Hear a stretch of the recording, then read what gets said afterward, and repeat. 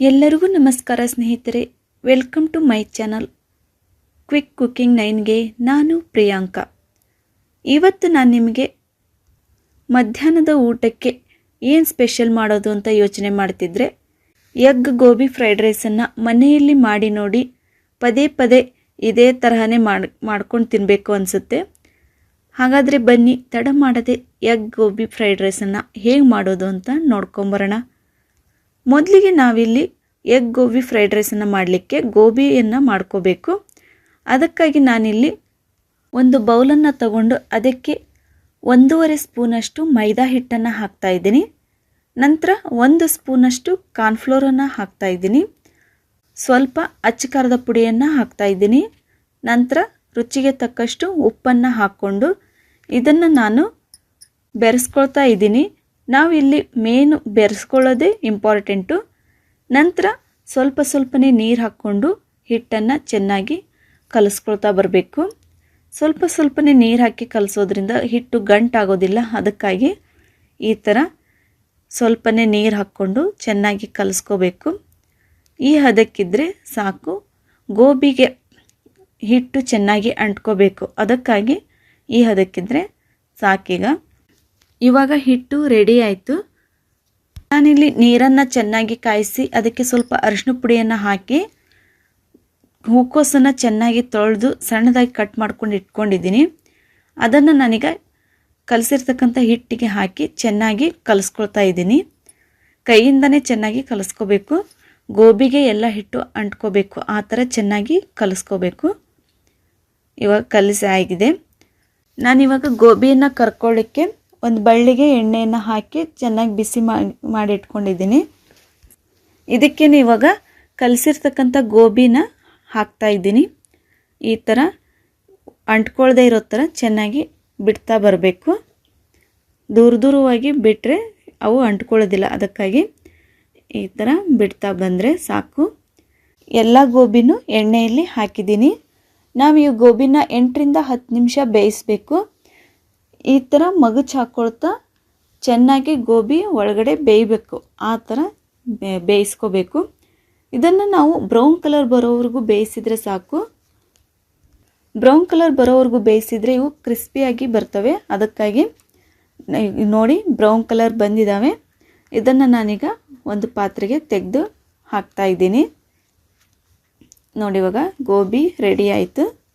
Gobi egg fried rice ಮಾಡಲಿಕ್ಕೆ ನಾನಿಲ್ಲಿ ಎಗ್ಗನ್ನು omelette ಮಾಡ್ಕೋಬೇಕು. ಅದಕ್ಕಾಗಿ ಗ್ಯಾಸ್ ಆನ್ ಮಾಡಿ ಒಂದು ಪ್ಯಾನನ್ನು ಇಟ್ಟು ಚೆನ್ನಾಗಿ ಬಿಸಿಯಾದ ನಂತರ ಸ್ವಲ್ಪ ಅಡುಗೆ ಎಣ್ಣೆಯನ್ನು ಹಾಕಿ ನಾನಿಲ್ಲಿ 2 ಮೊಟ್ಟೆನ ಒಡೆದು ಇಟ್ಕೊಂಡಿದ್ದೆ. ಅದನ್ನು ನಾನೀಗ ಪ್ಯಾನ್ ಮೇಲೆ ಹಾಕ್ತಾ ಇದ್ದೀನಿ. ಮೊಟ್ಟೆನ ಹಾಕಿದ ನಂತರ ಮೇಲ್ಗಡೆ ಸ್ವಲ್ಪ ಪೆಪ್ಪರ್ ಪೌಡ್ರನ್ನು ಹಾಕ್ಕೋಬೇಕು. ಈ ಥರ ಪೆಪ್ಪರ್ ಪೌಡ್ರನ್ನು ಹಾಕಿದ ನಂತರ ಮೊಟ್ಟೆ ಸ್ವಲ್ಪ ಅರ್ಧಂಬರ್ಧ ಬೆಂದಿರಬೇಕಾದ್ರೇ ಒಂದು ಚುಂಚಕದಿಂದ ಚೆನ್ನಾಗಿ ಮಿಕ್ಸ್ ಮಾಡಬೇಕು. ಅದನ್ನು ಈ ಥರ ಕಟ್ ಮಾಡ್ಕೊಳ್ತಾ ಬೇಯಿಸ್ಕೊಳ್ತಾ ಬರಬೇಕು. ಇವಾಗ ನೋಡಿ, ಎಗ್ ರೆಡಿ ಆಯಿತು.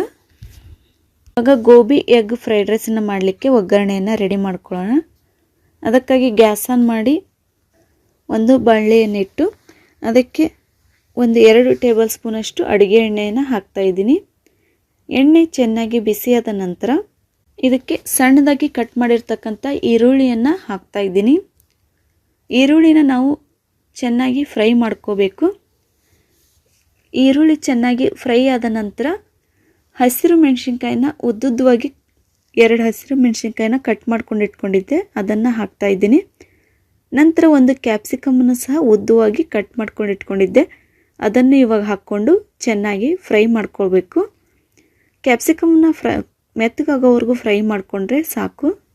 ಇವಾಗ ಕ್ಯಾಪ್ಸಿಕಮ್ಮು ಫ್ರೈ ಆಗಿದ್ದಾವೆ. ಇದಕ್ಕೆ ನಾವು ಎಗ್ಗನ್ನು ರೆಡಿ ಮಾಡ್ಕೊಂಡು ಇಟ್ಕೊಂಡಿದ್ವಲ್ಲ, ಅದನ್ನು ಹಾಕ್ತಾ ಇದ್ದೀನಿ.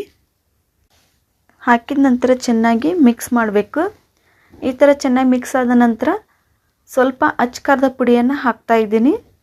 ನಂತರ ರುಚಿಗೆ ತಕ್ಕಷ್ಟು ಉಪ್ಪನ್ನು ಹಾಕ್ಕೊಂಡು ಚೆನ್ನಾಗಿ ಮಿಕ್ಸ್ ಮಾಡ್ಕೋಬೇಕು. ನೋಡಿ, ಈ ಥರ ಚೆನ್ನಾಗಿ ಮಿಕ್ಸ್ ಮಾಡ್ಕೊಂಡ ನಂತರ 1 ಟೀ ಸ್ಪೂನಷ್ಟು ಚಿಕನ್ ಮಸಾಲಾನ ಹಾಕ್ತಾ ಇದ್ದೀನಿ.